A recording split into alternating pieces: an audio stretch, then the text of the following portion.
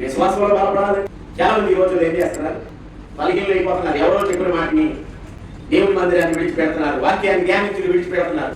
బలహీనులు అవ్వకుండా ఉండాలి అంటే దినదినము దేవుని వాక్యాన్ని ధ్యానిస్తూ ఉండాలి. ఆయన క్రియల గురించి, ఆయన కార్యముల గురించి ధ్యానిస్తూ ఉండాలి. ఏదో ఒక పని జరగలేదని వెనకడుగు వేసి దేవుని వాక్యానికి ఆ పరిశుద్ధ జనములకు దూరం అయిపోయి దేవునికి విరుద్ధంగా వెనకడిగేసి బ్రతుకుతున్నారు చాలా మంది. అది నిజమైన విశ్వాసం కాదు.